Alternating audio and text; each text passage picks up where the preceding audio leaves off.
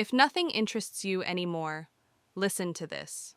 You wake up and the world feels like it's already in motion. Emails, noise, plans, expectations. But somehow, you feel like you're standing still. The music you used to love doesn't hit the same way anymore. Conversations feel shallow, like they pass through you instead of landing. Even the things you once dreamed about feel distant, slightly out of focus. You might tell yourself it's just a bad week, or that you're burned out or unmotivated, but deep down, it feels quieter than that. It feels existential. You look at your life and think, I'm tired. Not physically tired, something deeper, emotionally flat, mentally distant. You scroll, hoping something sparks that old feeling. You try to reconnect with what used to excite you, but nothing really sticks. Everything feels oddly far away, like you're watching your own life from a step back. And the question starts to creep in. What's wrong with me? But here's something most people never consider. What if this loss of interest isn't the end of your fire? What if it's the moment your old self has simply run out of fuel? There's a version of you that existed for a long time, a version built around noise, urgency, and proving something. That version chased validation, filled silence with distractions, forced connections that didn't feel right, and carried guilt for things that were never fully aligned. And now, that version is quietly dissolving. We rarely talk about this part of growth. Everyone loves to talk about breakthroughs and new beginnings, but almost no one talks about the empty space in between, the uncomfortable middle, the gray area where the old life no longer fits, but the new one hasn't arrived yet. That's where you might be right now. It feels like emptiness. It feels like failure. It feels like something is slipping away. But what's actually happening is this. You are outgrowing your past in real time. Your energy is changing. Your tolerance for noise is shrinking. Your mind and nervous system are adjusting to a different frequency. The things that once kept you busy no longer feel meaningful, and that can feel terrifying if you don't recognize it for what it is. This is not falling apart. This is transition. And transitions are rarely loud or obvious. They're quiet, subtle, disorienting. At this stage, many people assume they're depressed, and sometimes depression is real and deserves care. But often, this feeling is something else entirely. It's direction. When your inner world shifts, the external world doesn't immediately follow. So what used to excite you now feels heavy. Certain conversations drain you.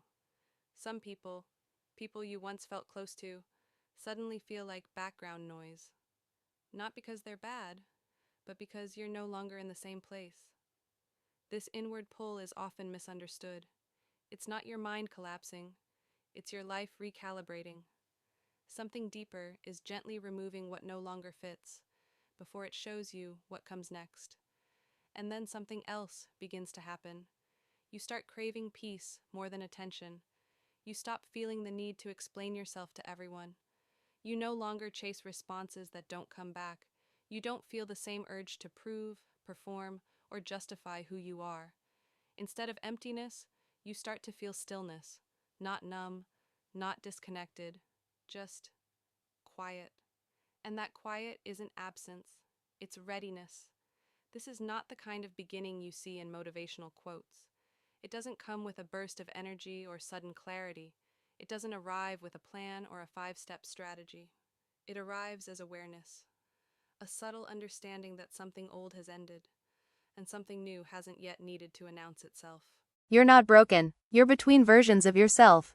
Segment 2. At some point, you'll realize something important. The emptiness you felt was never a punishment.